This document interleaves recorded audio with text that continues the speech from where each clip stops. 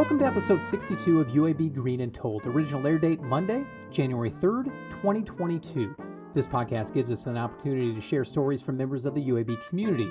Listen back to previous episodes at alumni.uab.edu/greenandtold on Spotify or with the Apple Podcast app. And while there, leave a written review so we continue to grow and reach more alumni. I'm Greg Berry, a UAB alum and Assistant Director in the Office of Alumni Affairs. Today, we catch up with alumnus Brady McLaughlin, founder and CEO of Go Rescue Brands. Through his position, Brady pushes life-saving skills, something he determined would be his career path when he was just a teen. When I became an EMT in high school, I realized I have a passion for helping people. So as Brady will share, he set out to establish a company to train students on things like CPR, AD, and first aid. The thing is, their approach didn't have goals for growth. We really didn't have, and this is embarrassing to say, especially those of y'all who are my business professors at UAB, you may be disappointed, but we didn't establish the goals or the SMART objectives like we should have at the beginning. After the initial learning curve of starting a new business, Brady saw things start to take shape. Kind of a build it and they will come scenario. And folks came to our classes, and I was blown away that people even knew how to get out there.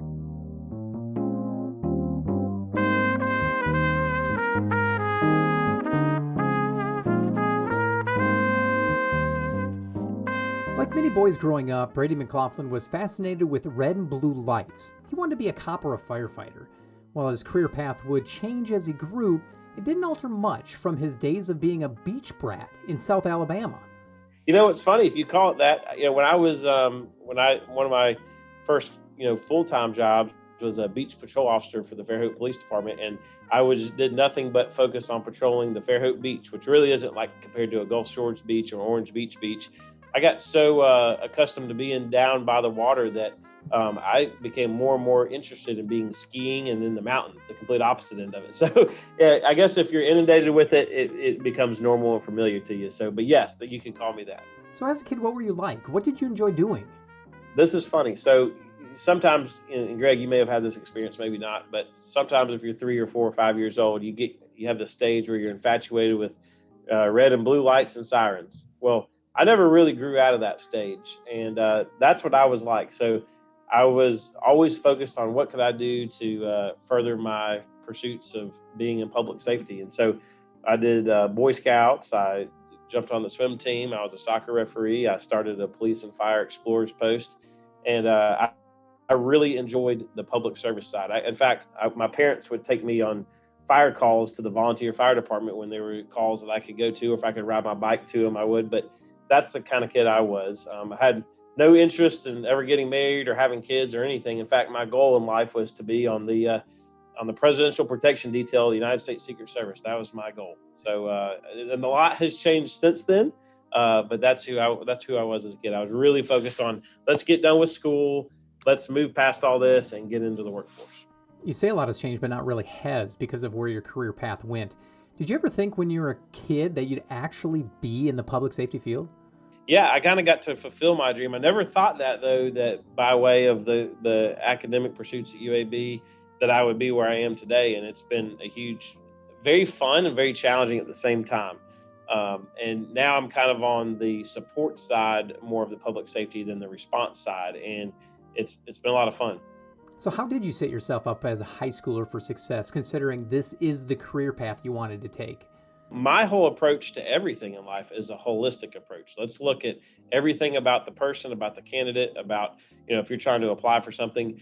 And, I wasn't as passionate about academics in high school as I was in college. And I wasn't as passionate about academics in college as I was in grad school. And my GPA reflected that. So I went from a 3.5 in high school to a 3.8 in college. I went from a 3.8 in college to a 4.0 in grad school because the closer I got to the material I really wanted to study and learn, the more passionate I was, and that reflected in my grades. But thankfully, I spent a lot more time focused on what can I do to distinguish myself in the non-academic ways that can help me be a desirable candidate to an academic institution like UAB. And so that's where I achieved the rank of Eagle Scout, was captain of the swim team, learned Spanish, started a police and fires explorers post, volunteered. I think it was over 2,000 hours of time during high school doing police and fire volunteer work, and then went to EMT school at night at the University of South Alabama. There's just different things I could do to distinguish myself. And I think all those things played into what helped me position myself well, not just as a candidate at UAB, but then as a student, and then a successful member of the student body at UAB. Why UAB? I mean, you're a kid from the coast, closer to other universities in southern Alabama, so why here? I almost had every reason not to come to UAB. I think when I toured it, I didn't know anybody in Birmingham. I had not a single person I knew from Birmingham. When I toured it, it was a gloomy, rainy day, and it was probably in February. I had already received acceptance letters from other universities, some of which, like you said, were closer to my home. And ironically, I never really spent any time in Birmingham. But when I came on campus, and this was back in 05, early 06, during my senior year of high school, I realized, hey, there's a lot going on here. And there's a lot of room for growth, and there's a lot of room that I could potentially make a difference. And that's how I look at opportunities, is not what's so comfortable and what's so put together, but hey, where can I go in and make a difference, and where can I come out stronger on the other side and learn a lot through it. And that's, I think, why I landed on UAB, through a lot of prayer and through kind of looking at it from that angle. You said that you had a holistic approach to the way that you approach your future career. What did UAB provide you so you can continue focusing on that career path? We used to jokingly call it the Commons on the Brown, which is the dining hall. We called it on the Brown because there is a street there. And during most of my time in undergrad, it was brown because it was a work. They had the bulldozers out there and their street graders, and they were creating the whole Commons on the Green. And that kind of is a good analogy as to what my experience, or what attracted me to UAB, and how I could keep continuing that path was, hey, look, the rec center, I think, was just built, and Blazer Hall, I was the first round, or the second round of freshmen in Blazer Hall. And in fact, I never even left Blazer Hall. I was there the entire time I was in college. I stayed in one residence hall because I was a freshman, and I wanted to challenge myself and kind of help with the finances. So I became a resident assistant for the remaining time. But what it allowed me to do is continue my, like you just said, continue my holistic approach. I was able to get involved with residence life and really loved that, and made some lifelong friends just out of being a resident assistant. And I got to impact all the freshmen. Think about it. The most impacted demographic in the student environment is, I think, the entering freshmen, the underclassmen. And so I got to be there to help them in any way I could, and be part of that residence life experience. I also helped start, I saw that I ended up as a communication major, and there was not a communication honor society. So I got to jump in and help create that. Got involved with campus ministries as well. So that for me was, and all while I was still commuting back and forth on the weekends to dispatch for the police department down in Baldwin County, Alabama. So I was not commuter in the sense of, hey, I live in the suburbs of Birmingham driving in. I was on campus and fully involved, but on the weekends, when the commuter campus was that at the time, I was back dispatching. And I think what UAB offered me was the ability to be all in on campus, and at the same time still be able to pursue my work endeavors to kind of further me along in my pursuit of the public safety career. Knowing that you wanted a career in public safety, you probably didn't know what you wanted to do exactly. So why communications? So I think the most common denominator for any field to be successful in is strong communications. Now I'm in the business sector. If I can't communicate vision with our team, if I can't help demonstrate need for our client, if I can't listen well to our clients and to our team, and furthermore, if I can't build strategy and all that's communicated effectively, then we don't have a business, and we're not going to be able to market ourselves. If you put that in the public safety side, I think there's not a lot of folks who, let me phrase it this way. Public safety tends to be viewed as blue collar and vocational, but the more advanced training you get, whether it's an academic degree or technical training, the further you can advance your agency, the further you can advance yourself. But in the end, it's all about serving the general public. And what I saw is, I started as a 911 dispatcher. That's basic level communications, right? Yes, it's emergency, but it's basic level. When you're looking at a larger organization or even a small one, every organization inherently has a culture, and that's usually formed by communication and how communication is managed, how it flows, how it's received, the whole process. And I knew that if I was going to be successful, I needed to distinguish myself. So I was looking either at accounting. I know the federal law enforcement side and others, if you can understand numbers better, you can be successful. But for me, that was also an area I wasn't terribly comfortable with. And so being in that communication program helped challenge me. And I think the saying is, Greg, a lot of growth happens out of your comfort zone. So that's what I was focusing in on. That's why I ultimately landed there. I started with criminal justice, played in that little field for maybe a year, and then landed in the communication side. You graduated from UAB in 2009, and then what? According to your resume, you're doing a bunch of different things. Yeah, I was trying to, again, distinguish myself. So I was still thinking that the federal law enforcement side could be a play. So I went back to Fairhope. I ended up going to the police academy at Mobile Police Academy, and then spent time on the fire department down there too. And then I started applying for law school. So I knew that having a law degree could help me. I ended up getting accepted in Birmingham, moved back, and went to law school for about a year. But Greg, I quickly realized at the time I had just gotten married. I was working in law enforcement and also working at a law office clerking, and realized, man, this is a lot to manage. I was going to law school at night and doing all the rest during the day. And I just wasn't deeply passionate about it. I realized, hey, I don't know if I'm going to get as much out of this as I would like. And so I kind of transitioned out of law school, found another home, and did a grad degree in emergency management, also at a university in Alabama. I enjoyed that, and that kind of helped me kind of get the academic side that I wanted to get and round that out. With a background heavy in policing, at what point did you realize that it wasn't what you wanted to do, and you changed your public safety path and ultimately founded your own company, Trio Safety, CPR, AED? When I became an EMT in high school, I realized I have a passion for helping people. And the downside of working in any type of healthcare or public safety is usually the difference you can make only happens when you're there at work. It only happens when you're working that 12-hour shift or 24-hour shift. And after we got married, we were probably married for 6 months. We were just praying of how can we make a better difference of saving lives in all ways outside the context of a shift. And so we really, God gave us this vision of, hey, let's teach people to save lives. Because then if you teach them to save lives, then they'll be able to do that infinitely longer than anything you could do in a 12-hour shift or whatever. So that's what we did. So we started back on March 16th of 2012 at our kitchen table and then also in our basement. We put down about $4,000 and bought all kinds of CPR mannequins and AED training devices, and then launched a website and went from there. And we thought we were busy, Greg. The first year, we trained 49 people, and we thought we were slammed. And then fast forward, I'll kind of make it short, but fast forward to today, we're doing about 33,000 people a year, which is more than the student body of some universities. And altogether, we've trained about 150,000 people in CPR. We've trained over 1,700 CPR instructors and now have training sites, 42 different ones all spread across the country.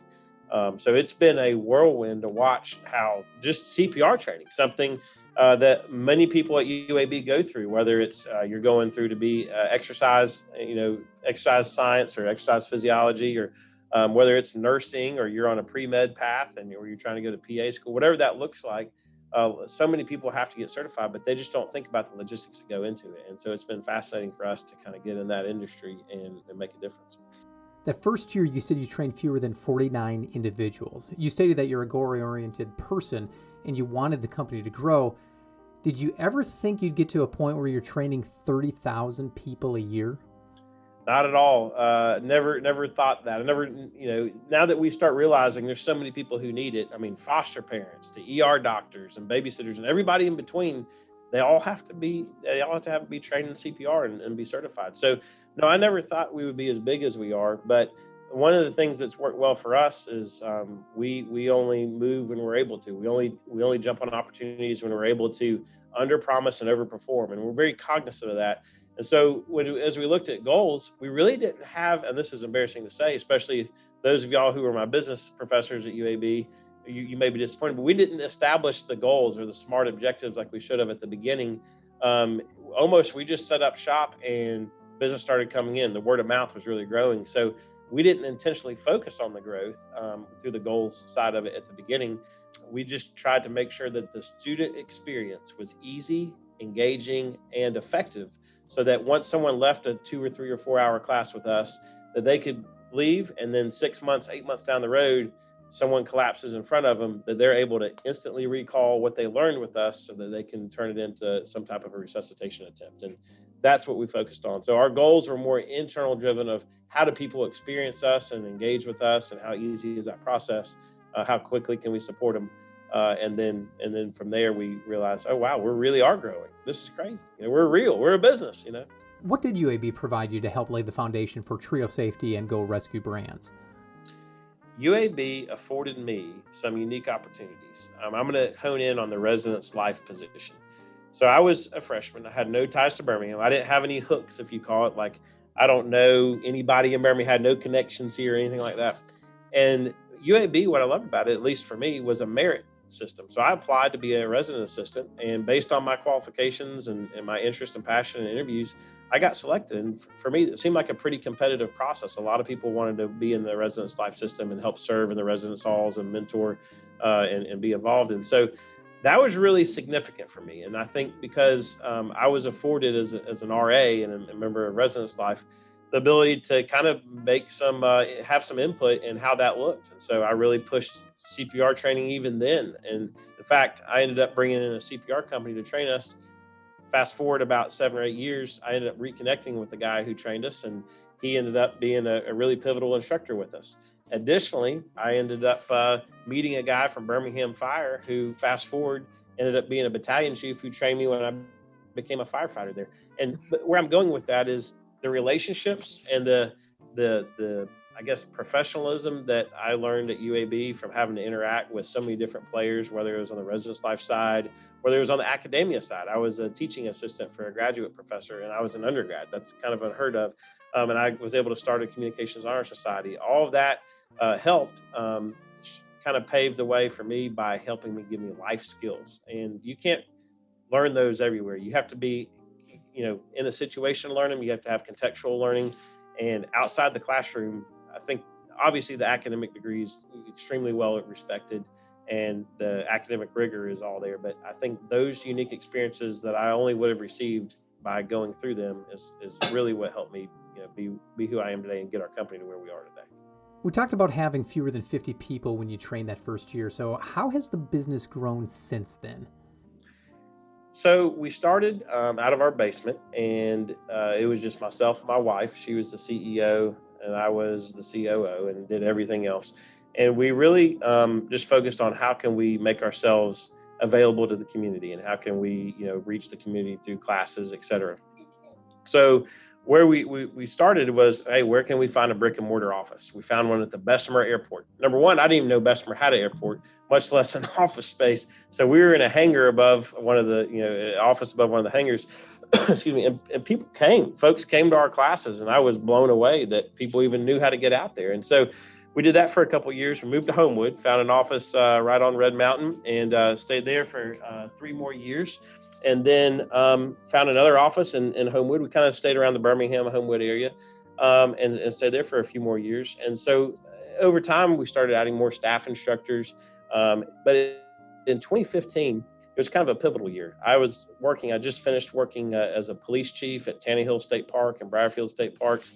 I'd spent some time working with Geico as an insurance special investigator, and was also just I was teaching at Troy University in academia undergrad, and also running the company. And I was teaching, Greg, about 300 classes a year by myself, plus all the back end business administration and sales and marketing and growth. And I had a 1-year-old, my son Major was 1, and I just got so fatigued and so exhausted, I almost got hospitalized. I lost my voice, and I realized I can't do all this alone. So I hired my first full-time team member. His name's Warren Knight, and it changed everything. There went all of our margins, but now I had time. I had time to work on the business instead of in the business. And that forever changed our trajectory. Excuse me. So then we started growing more.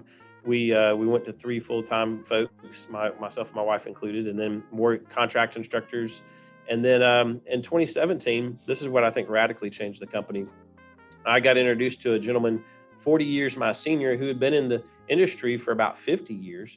And he had another company called Stop Heart Attack, he did AED, so the device, that you shock people with. He was doing those, putting them in schools, UAB, one of the clients, many churches, the Georgia Aquarium, you name it. And so we were trying to figure out, well, we did the training really well. He did the product really well. How can we merge us together? So that's what we did in January of 2018. And so Floyd and then 2 people on his team, we now grew to a 6-man team in 2018, and we're really enjoying that. Well, fast forward, we were able to consolidate locations last year at the very beginning of COVID, 1 location, 1 company, 5 different brands, and now we're at a team of about 19 full-time. And it's been really fascinating just to watch how God's orchestrated it all, but through the commitment and dedication of our team, even through, a global pandemic. With the success you've experienced through the business, where do you see it going in the next 10 to 15 years? So if I were to look in a crystal ball and try to guess where we're going to be, here's what I see. Number 1, uncontrolled bleeding is the number 2 cause of preventable death pre-hospital. And everybody thinks that's shootings. Well, that's not. That's people getting cut in industrial accidents, people working in their yard and getting hit by something or cut or impaled or punctured. And not to be graphic, but these things happen. And thankfully in Birmingham, we have the best of the best at UAB Trauma Center. Dr. Jeff Kirby's the chief of trauma at UAB, and he's one of our medical advisors. And we're always blown away at what he's able to accomplish with his team there in the terms of life saving.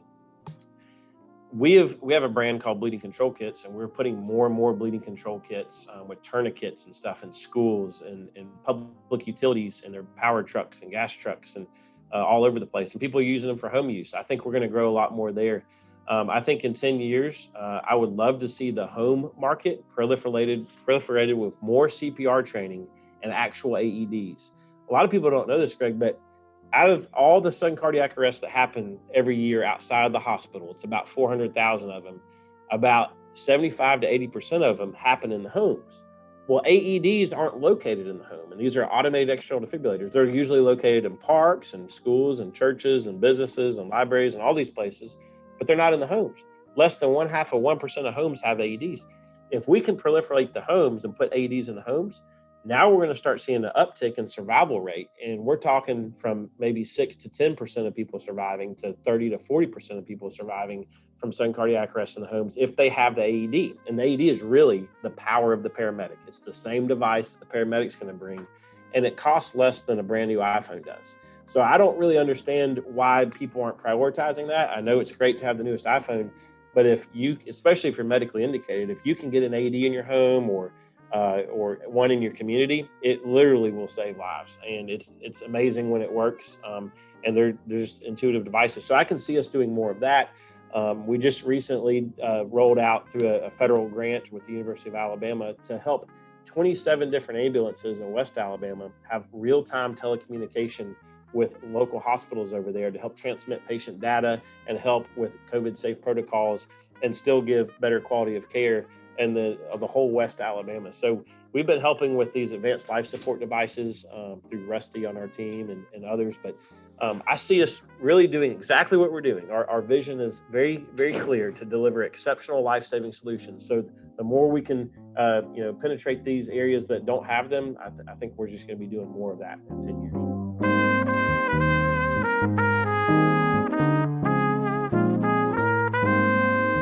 That's Brady McLaughlin, founder and CEO of Go Rescue Brands.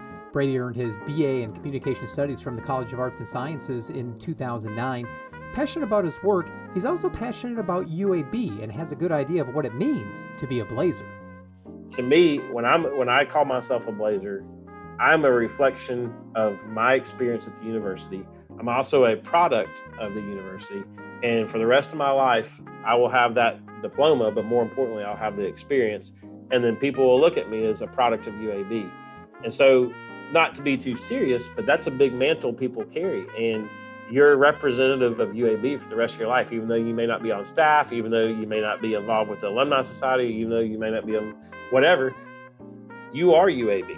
And when people see you, they see UAB. So for me, what does it mean to be a Blazer? It means to be a proud representative and an ambassador of what the UAB experience is. And how do I accomplish that? I just keep doing what I'm doing. I just live out my daily life the way that I think is best. And hopefully it brings credit on UAB, but that's what a Blazer is to me. Be sure to listen into previous episodes of UAB Green and Told. You can find all of them at alumni.uab.edu/greenandtold. Have a story to share? Email greenandtold@uab.edu. Finally, be sure to follow us on Facebook, Instagram, and Twitter. Just search UAB Alumni. Thanks for listening, and until next time, go Blazers.